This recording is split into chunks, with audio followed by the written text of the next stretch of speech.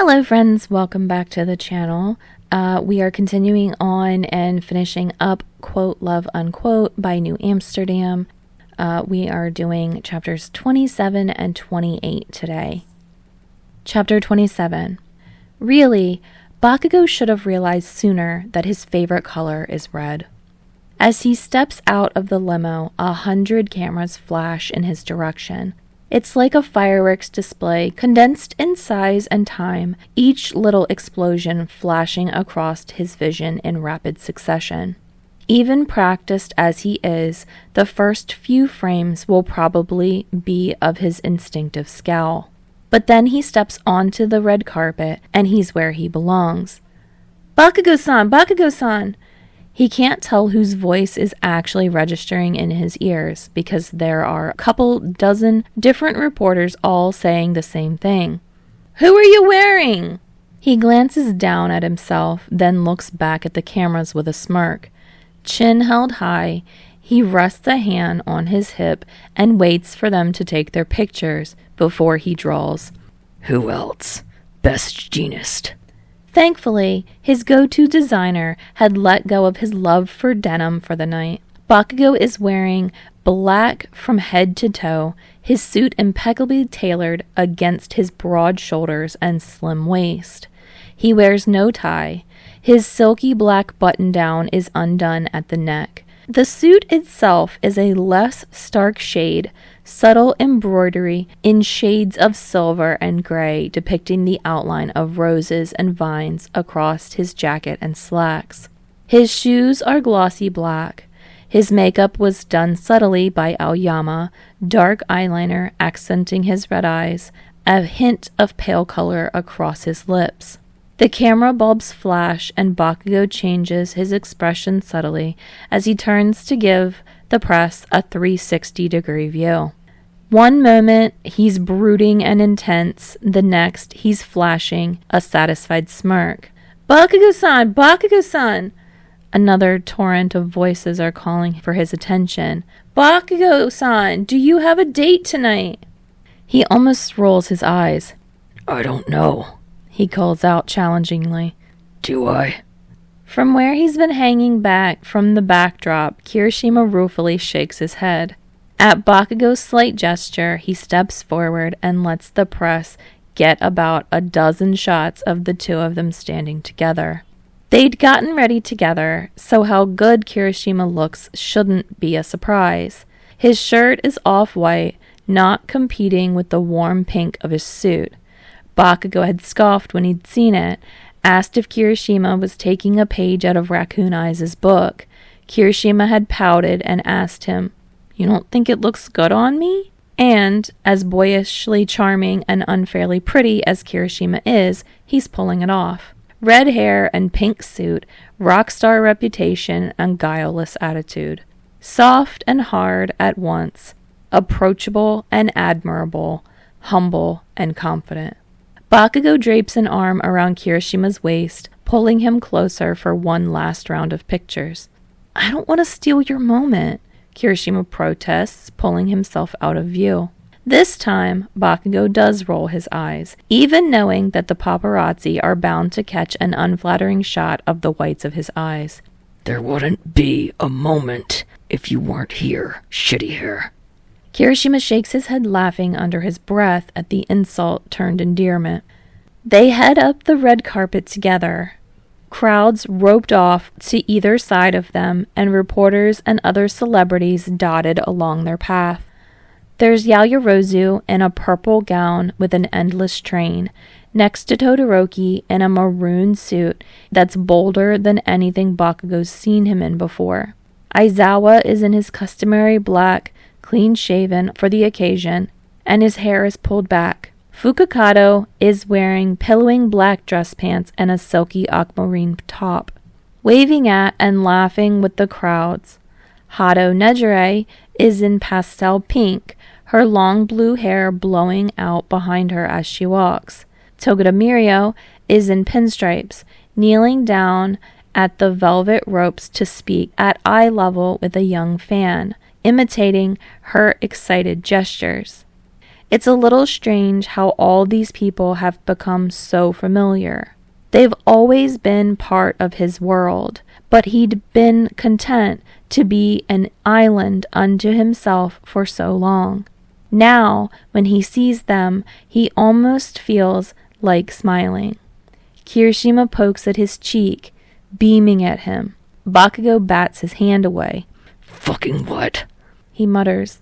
You have a dimple, Kirishima says, inordinately pleased. Just a little one, but right there, when you really smile. He shouldn't be embarrassed. After all, hasn't he already decided to bare himself to Kirishima in every possible way? This guy, his boyfriend, has seen his tears, his rage.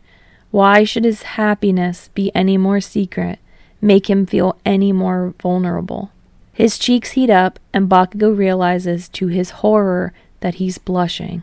Who's smiling? He snaps. You are, babe, Kirishima says, the pet name rolling off his tongue easily. He won't let it go, no more than Bakugou will let go of shitty hair. If I am, it's all your fault, Bakugou informs him. Kirishima startles at that, and then there's a blush spreading across his own cheeks, his smile going from pleased to soft, tender. Bakugou. Shut up, Bakugou snaps. He grabs Kirishima's wrist, tugging him up the red carpet. We've got to make it through the whole night. I don't need you getting sappy on me now. You started it, Kirishima tells him. He doesn't have a good response to that. But with the red carpet rolled out ahead of him and his red-haired boyfriend right by his side, maybe he doesn't need one. Maybe he can just linger in this moment and not be embarrassed to smile. Time passes. Embarrassingly, Bakugou first remembers watching the Quirkies with Deku. They'd been 4 or 5 years old, sitting on the couch between their mothers in the Bakugou family's living room. They'd both been dazzled by the celebrities and film clips showing on screen, not understanding much of the content but absorbing the feeling. Yagi Toshinori had won a Quirky that year, and Bakugou still remembers how imposing he was. Stepping up onto the stage, his grip on the golden statue was deceptively light, his speech bold and grateful. At the end of it, a graceful and aged Shimura had appeared behind him and embraced him, and Yagi had to subtly wipe the tears from his eyes when he retook his seat a few minutes later. The hug hadn't really registered to Bakugou at the time, but he remembers vividly looking at the statue, at the applauding audience, and thinking, I'm gonna get me one of those. Now, he's sitting between Kirishima and Shindo, with Fukukato and Aizawa at the end of their row, and the rest of the main players of the cast and crew around them. The cast of The Million Man in front of them, and Meat Cleaver is just behind. Bakugou can barely turn his head without seeing someone else rich, famous, and beautiful. You have to practice not scowling, Shindo says lightly from beside him. Dressed in a bottle green suit, he'd walked the red carpet with his regular date, Nakagame Tatami. When the camera pans to you, you've got to seem grateful for the nomination, even if you don't win. I know the fucking protocol. He hasn't yet decided what he'll do if he doesn't win. Clap for Togeda or one of the other nominees? Keep a blank face? Express his disappointment? No doubt there'll be a camera on him the whole time, waiting for evidence of his bad attitude and lack of grace. Bakugou gnashes his teeth, mad at the very idea. A soft hand lands on his knee, squeezing gently. Hey, you got nominated. From where I'm standing, that's huge. Kirishima flashes him a smile. If you don't win, so what? We all already know that the movie means more than some little award. It had been a few weeks ago that Bakugou had booked up the private screening room at the studio and invited Kirishima to finally watch Make My Story with him. He'd gotten a strange sense of déjà vu from it, remembering the premiere of Ground Zero and how delighted and invested Kirishima was. He was quieter as he watched Make My Story, leaning forward with his chin pressed against his hands. When the scene of Bakugou's breakdown had come on, his own eyes had teared up. After he'd said quietly, "That was some amazing acting. I really felt my heart break." And what was Bakugou supposed to say to that? That his own heart had been breaking at the time he'd filmed that scene? That it was the sort of acting that isn't acting at all? He made a commitment to be honest with Kirishima, but in that moment, he just reached out and clutched at his hand and trusted that Kirishima would know what he wasn't able to say yet. In his seat at the awards, Bakugou shrugs. "It's not about the movie," he mutters. The movie has made back its budget and then some, and Aizawa is being lauded in all of the reviews.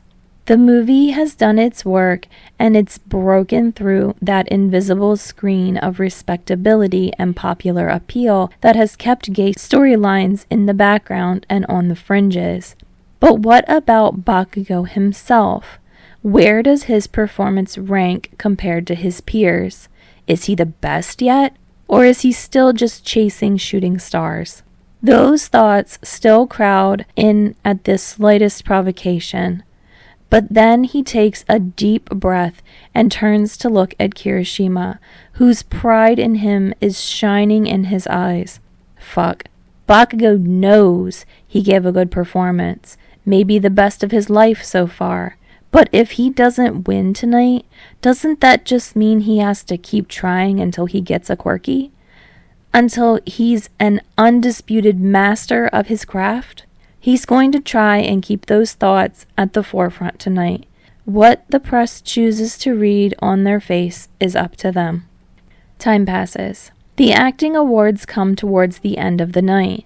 Before that, Bakugou is actually enjoying himself. As the awards are handed out, he points out the winners to Kirishima, mentioning his own thoughts on their movies.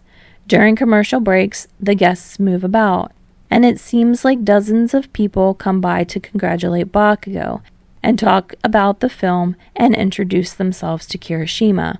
Shindo, it seems, knows everyone. He may not be in as many prestige pieces as Bakugou, but he's done his rounds in the industry. TV, film, commercials, voice acting, the guy's been around. And he's infuriatingly well liked, which Bakugou takes to mean that most people can't see through his saccharine facade.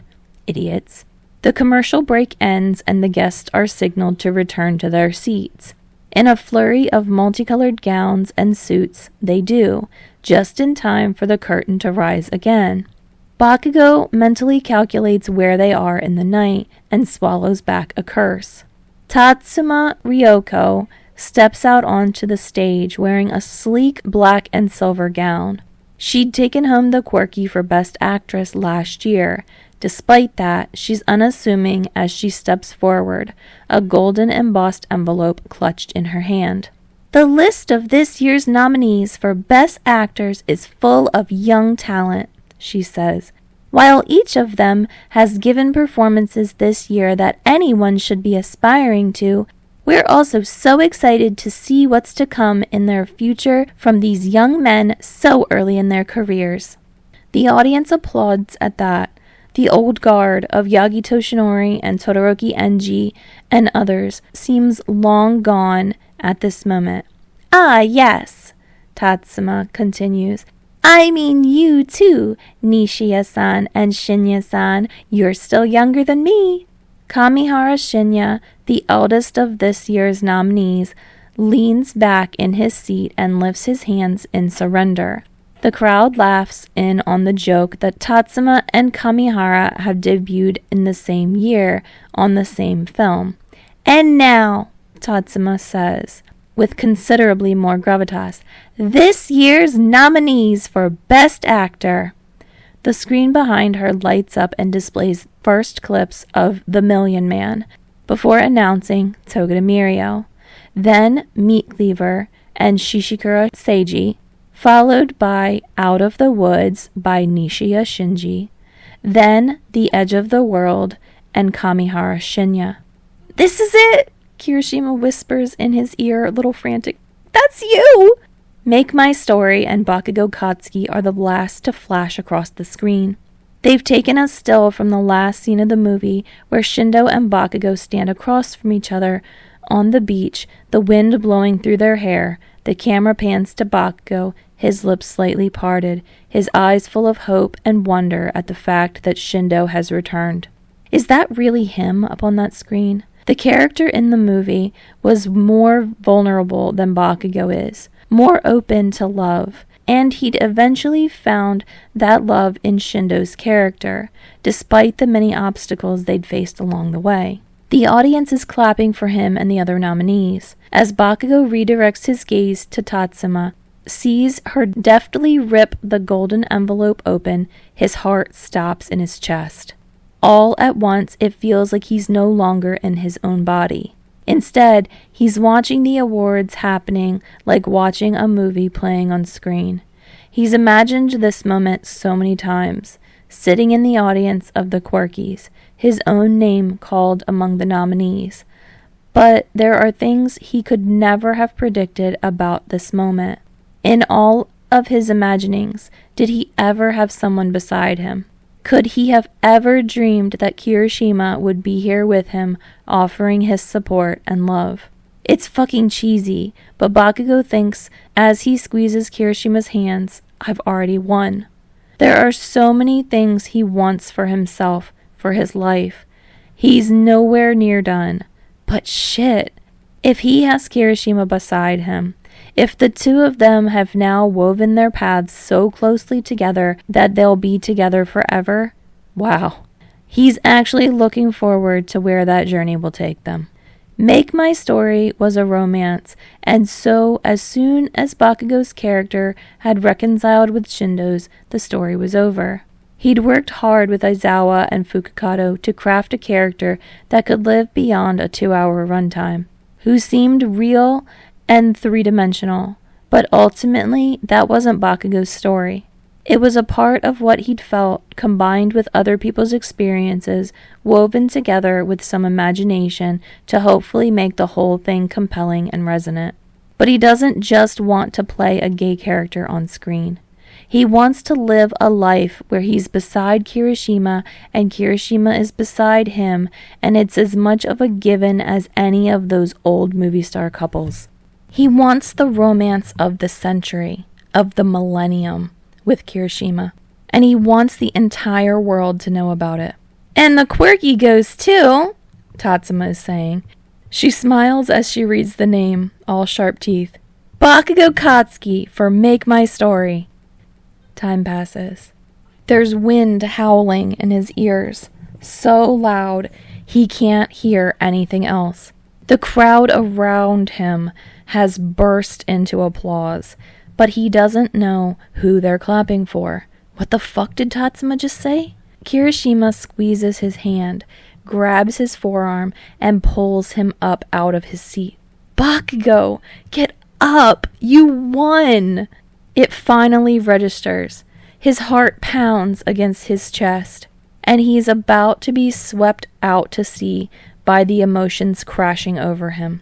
But then he looks at Kirishima, sees the astonished happiness on his face, and knows exactly what he wants to do.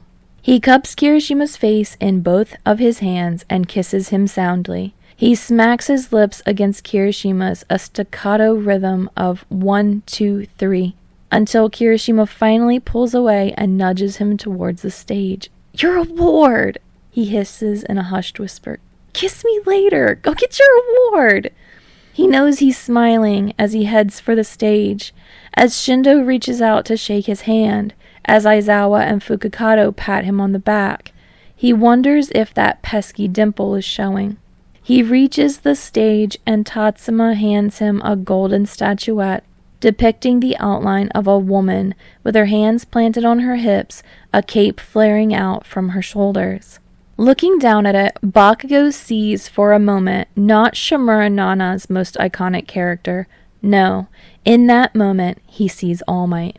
Throat tight, heart beating frantically, face flushed with heat, he stumbles to the microphone. He doesn't have any remarks prepared, no matter how much Sero had tried to get him to write some.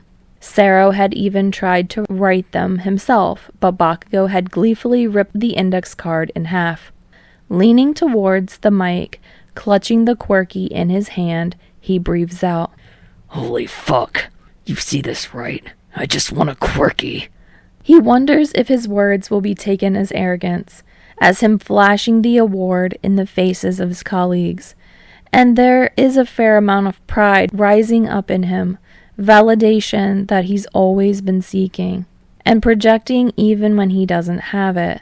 But for the barest moment, he really is incredulous. He's being recognized. His performance was the indisputable best of the year. He runs a hand through his hair, then grabs for the mic.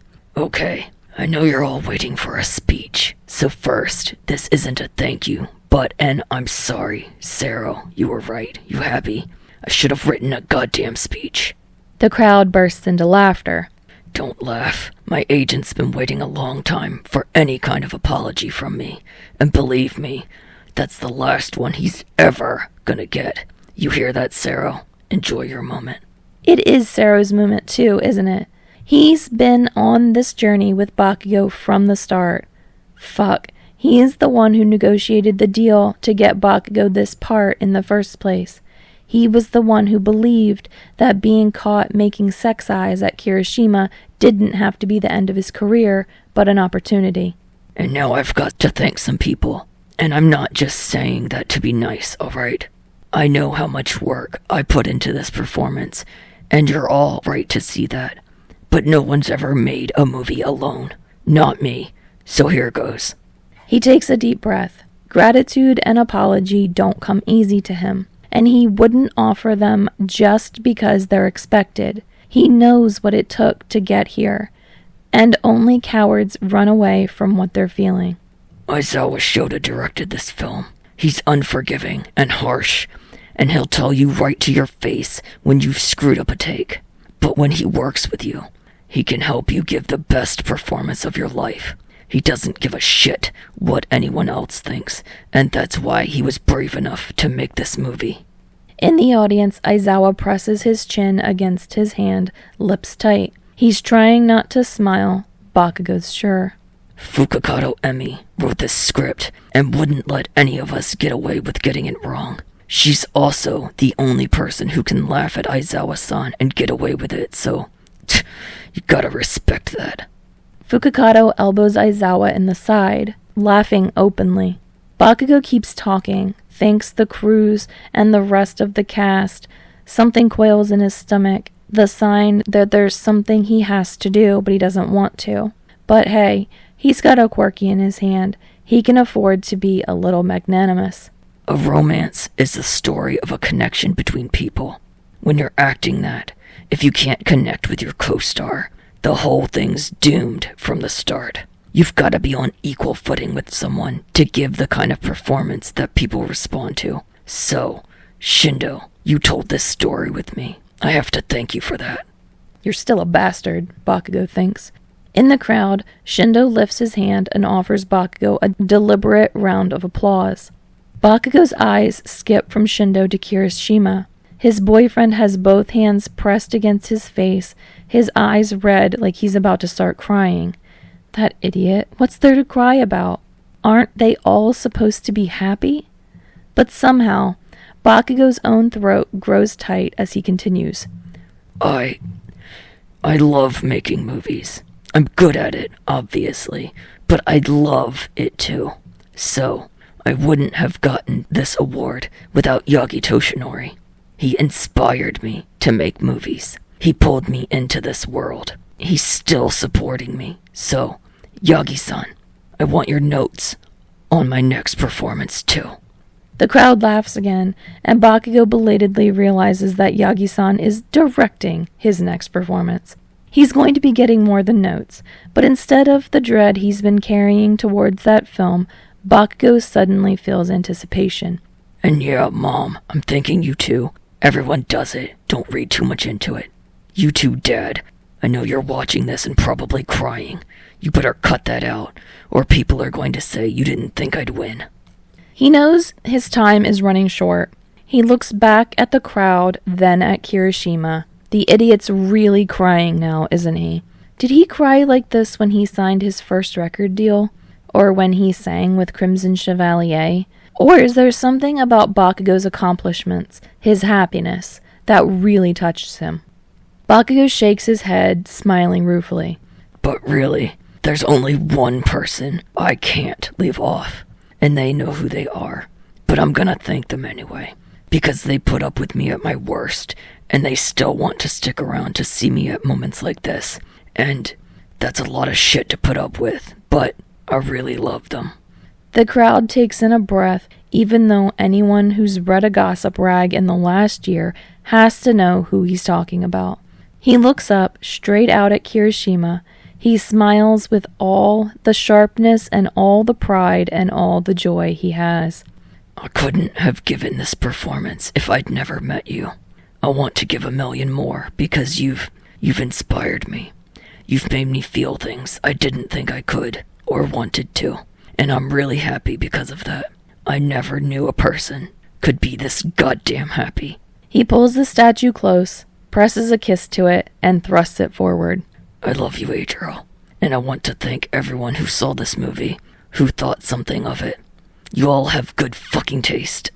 He turns on his heel and strides off the stage, awards still held aloft. Time passes. There's a commercial break after his speech, and a lot of reshuffling. When he steps backstage, Shindo is there. He grabs Bakugou's arm, tugs him to the side. You didn't have to do that, he says lowly. He isn't smiling. It's a more honest look on his face now. I didn't. Bakugou scoffs at him. Sure, and go down in history as the asshole who didn't thank his co-star? No thanks. Shindo's face twists into a scowl.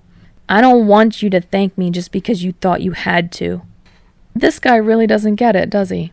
He's always trying to come off as so charming and agreeable, but when he really wants something, he can't help but push for it in the worst ways.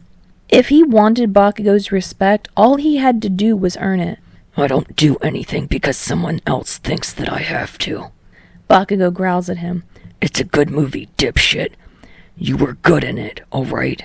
And just because they didn't nominate you for an award doesn't mean anyone shouldn't know that. Again, he's feeling magnanimous.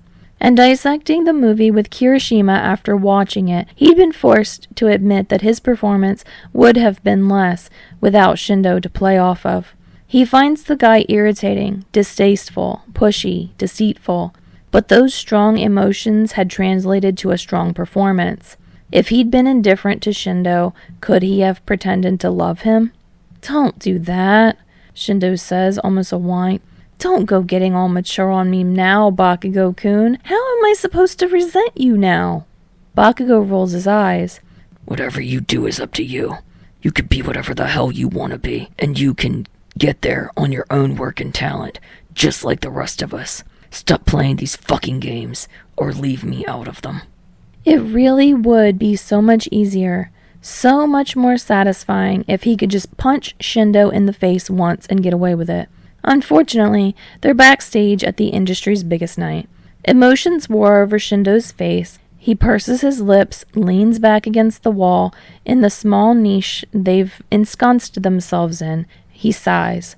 I just never really know how to feel about you. You're such an asshole, but I still want to work with you. And sometimes Oh no, is he about to say what Bakugou thinks he is? Bakugou lifts a hand, cutting him off. You don't fucking know me, he tells Shindo. I am an asshole, but I'm good at what I do, and I'm going to keep going until I'm the best. But that's not all I'm gonna do. I'm going to change the entire industry while I'm at it. You're already doing shit like that too, so maybe focus on what you can do, and the people who actually like you for some insane reason. You'll last longer. He doesn't care if Shindo burns out or not. But if no one had ever given Bakugou a chance, he never would have lasted himself. His lips twist into something rueful. You're a pain in the ass, but I'd work with you again. God damn it, Shindo says, rubbing his hand down his face. Please stop being right. You're humiliating me. You deserve it, Bakugou says. Whatever he means, the humiliation or the advice, he couldn't say. But for now, there's nothing more than he needs to discuss with Shindo. They've made a great goddamn movie, an important movie, and that's what matters. The rest of it, Shindo will have to figure out for himself, and there's somewhere else Bakugou would rather be. Time passes. There's an appropriate amount of screaming and hugging and fist pumping and kissing when the show is finally over and Bakugou and Kirishima have a moment alone. Then there are after parties, where the rest of their merry gang of idiots joins them. Bakugou gets toasted by practically everyone he's ever met. He even lets Deku give him a hug, although he makes sure it lasts no longer than 5 seconds. He's happy, not deranged. The sun is coming up by the time the limo brings them back home. Bakugou thinks he barely has enough energy to make it out of his suit before he crashes into bed. But when they get into the elevator, Kirishima hits the button for the rooftop access instead of their penthouse. What are you doing? Bakugou groans, leaning most of his weight against Kirishima, the quirky still clutched in his other hand. Kirishima pets down his hair, holds him firmly upright. Trust me, would you? That's not fair. Bakugou groans. You know I fucking do. Kirishima kisses the tip of his nose, and Bakugou likes it too much to complain about it. I know, Kirishima says. The rooftop is predictably deserted at 4 a.m. Kirishima deposits Bakugou in a lounge chair, whispering that he'll be right back. Brain too muddled to really process what's happening, Bakugou looks out towards the horizon and tries to decide whether the sky is currently red or orange or pink. In a moment, Kirishima has returned, his acoustic guitar slung on. What? Bakugou says intelligently. Kirishima smiles at him, soft and tender. I finished your song. Can I play it for you?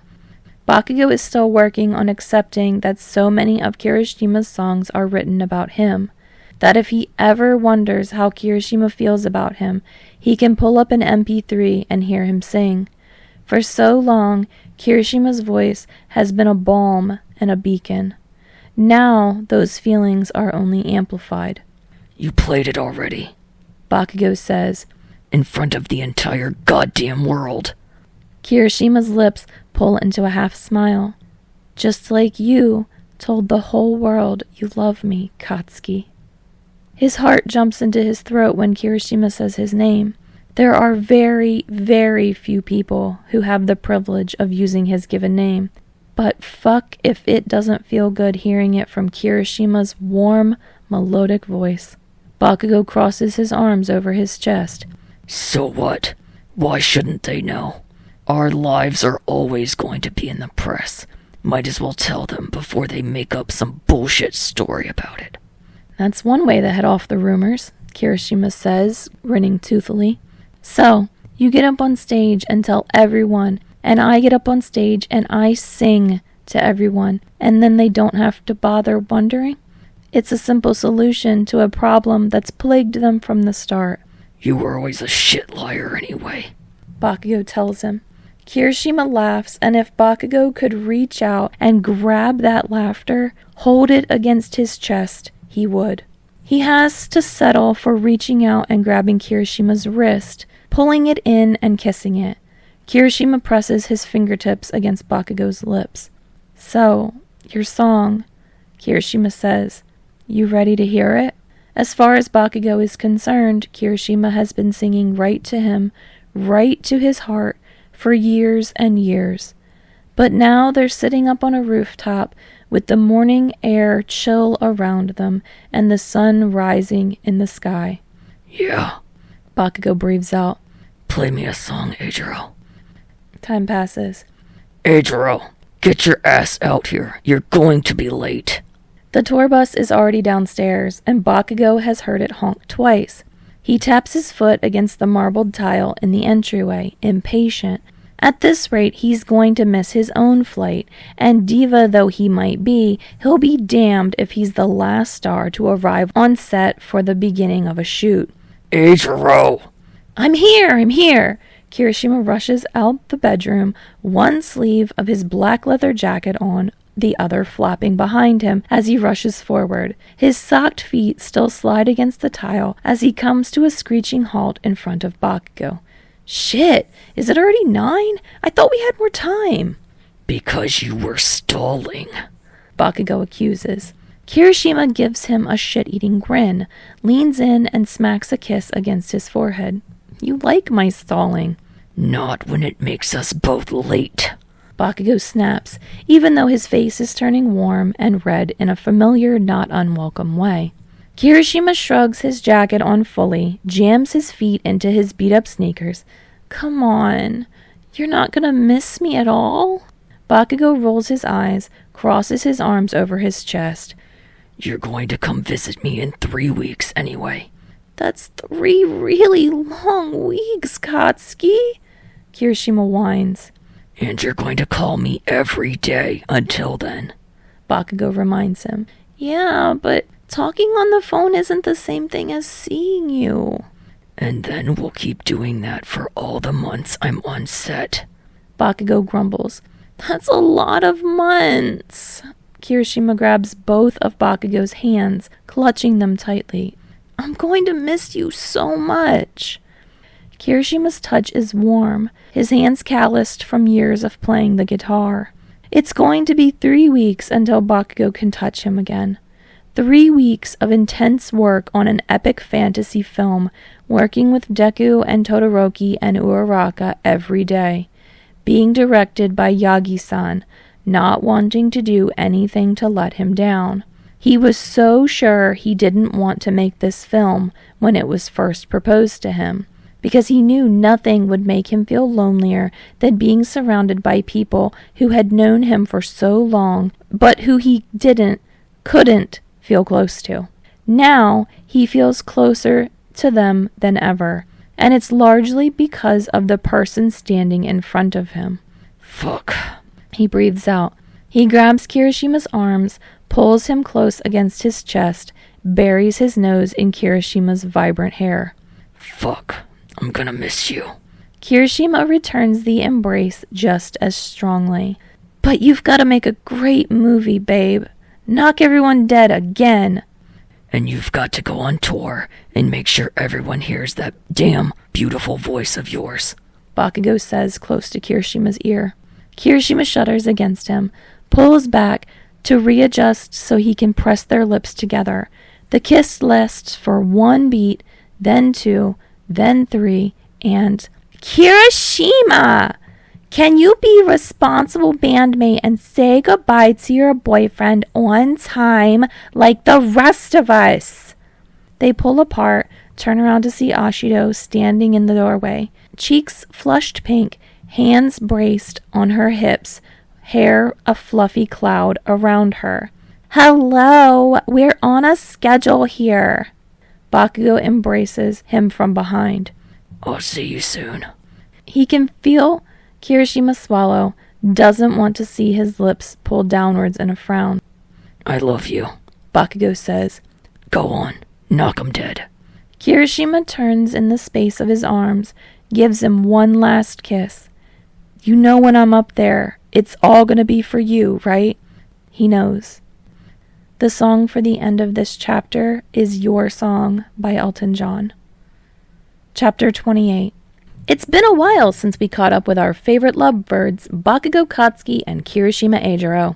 It's been a busy year for both of them, and unfortunately for us, that means less time to see them around town together, either alone or in the company of their famous friends. But we've finally managed to track them down. Bakugou Katsuki has been in the public eye since his childhood debut. Now a quirky award-winning actor, he recently wrapped up production on Because He Is My Hero, directed by acclaimed Yagi Toshinori. Based on the acclaimed series of fantasy novels by Horikoshi Kohei, Because He Is My Hero is set to be released for this holiday season. The cast has just begun a 6-week-long press tour in advance of the film's premiere. and the rumors from the set have everyone talking. Because He Is My Hero saw Bakugou reunite with his UA co-stars Midoriya Izuku, Todoroki Shoto, and Uraraka Ochako. According to inside sources, there was a blooming romance on set, but no one is quite sure who was involved, although most signs point to one Midoriya Izuku.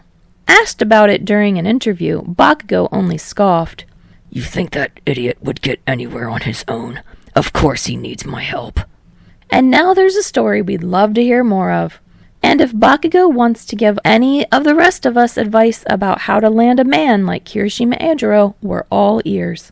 The film is also gaining buzz for another reason. Based on a book series published decades ago, the script, also written by Yagi Toshinori, has been updated for the modern era. That means key characters have been altered somewhat, like the knight, originally written as a man, played by Yaoyorozu Momo. But rumor has it that those strong bonds between the central cast have also been fleshed out with more than romantic undertones. It's all there in the books, Bakugou said, flippant, when asked about it. You think the Dragon King and the hero apprentice got trapped in a cave during a snowstorm and snuggled together just to survive? Don't make me laugh. The king has fire powers. The film is already tracking for an immense opening weekend, and the studio has announced its plans for 2 additional films to coincide with the other books in the series. We can't wait to see this one, and not just because the promotional photos that show Bakugou's costume rarely includes a shirt. Music for the film is composed by Jiro Kyoka in her compositional debut, and spotlight songs are being provided by Jiro and Kirishima's band, Riot. A music video is set to drop the week before the film's premiere, though we've seen a couple of snapshots of the band decked out in their own fantasy gear. It's no surprise that Riot's a huge presence on the film set, not when we know that Kirishima was visiting Bakugou every chance he could get. Plus, actress Yaoyorozu Momo and Jiro Kyoka announced their engagement last month, to the surprise of many, who assumed that Yaoyorozu was dating her frequent co-star, Todoroki Shoto. As for Riot, we're surprised at how much they're jamming into their schedule lately. After the release of their second album, Red, they launched a nationwide tour with multiple sold-out stadium shows. The band's sound continues to evolve, taking in influences from Jiro's classical training, drummer Kaminari Denki's street performance past, singer and pianist Ashido Mina's pop star background, and guitarist and lyricist Kirishima Eijirou's soulful roots. We've just all got a lot of ideas, Kirishima explains. We never want to limit ourselves, and with 4 of us, there's plenty of energy and inspiration to go around. We're working on our next album already, and we're hoping it's gonna be nothing like we've done before. When asked what this next album might be called, Kirishima shook his head. Either yellow or purple, but don't ask the others. Every time we get into it, there's a huge fight. Riot is represented by Midnight Records, and through them announced a new initiative for next summer. Riot will headline another music festival in support of LGBT arts education, and proceeds will be used to launch a music camp and workshop for at-risk youth. Music didn't just save my life, Kirishima explained in the press release. It made my life better and worth living. It's something important, and it helped me connect to other important things. It just seems right to pay that forward however I can. With Red selling record numbers, it seems like Riot's star is destined to keep rising. We can't wait to hear how Yellow or Purple will sound. Given all that these 2 have been up to, it's not really surprising that they haven't made any appearances together recently. But that doesn't mean there's been no quality time. Last weekend, they were spotted at a private beach belonging to the Yaoyorozu family. Insert a photograph of Bakugou Katsuki and Kirishima Eijirou lying on the beach, the ocean coming up and licking at their toes. Bakugou is sitting up, his bare back pressed against Kirishima's chest. Kirishima has his arms held loosely around Bakugou's waist. Bakugou wears plain black swim trunks. Kirishima is in red and black tiger stripes. Both of them have wet hair, like they've just emerged from the ocean. Bakugou has his head tipped back, looking up into Kirishima's eyes. Though they didn't take too kindly to being interrupted, we did have time to ask them a few questions. Interviewer: So, Bakugou and Kirishima, what's the status of your relationship? Yaoyorozu-san and Jiro-san are getting married next year. Any thoughts of a wedding yourselves? How would you define what's between you? Kirishima: Guys, this is a private beach. Come on, give our agent a call, and he can arrange something. Bakugou: No, it's fine. Kirishima: Really? Bakugou: Sure. Hey, assholes, listen up. I'll even give you a quote. Insert a second photograph of Bakugou Katsuki and Kirishima Eijirou.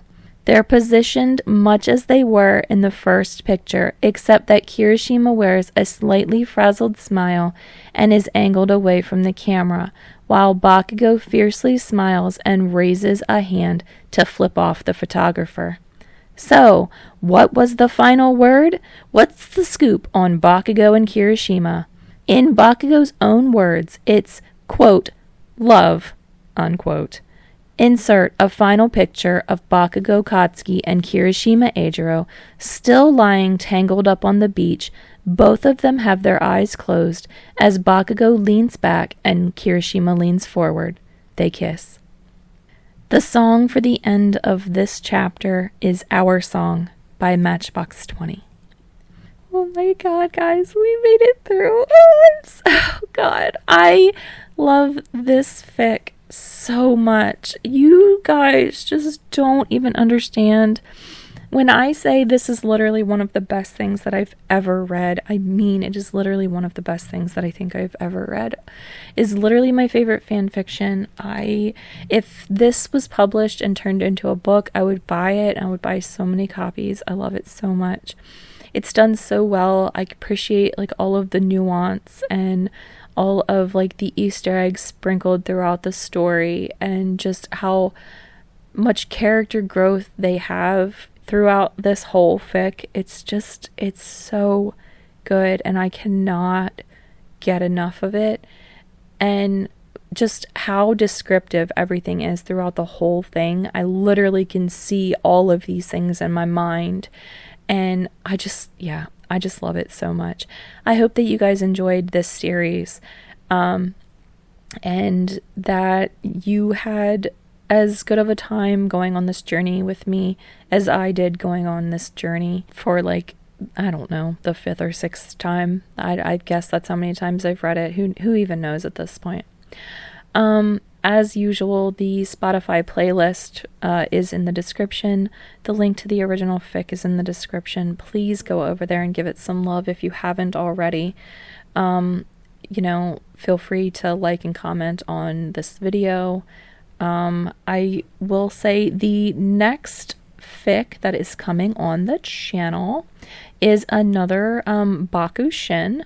That one you guys loved, and I am happy to be able to bring you another one. This one is called How Much Does Love Cost? I believe that is the title of it, and it is a 5-chapter long Bakushin that will be done in 2 chapters. And then for like half of the month of August, we have a whole bunch of one-shots coming, and some of them should be super exciting. We have one of the Codominance one-shot spin-offs coming, and a lot of really good one-shots coming, and another Tsukihina coming in August. So many good things coming, and I cannot wait to share those things with you guys. So if you guys are interested in coming back for more videos, please consider subscribing to the channel. There is a lot of amazing things coming in the rest of the year. All right, I hope that I will see you guys in another video. I'll see you next time.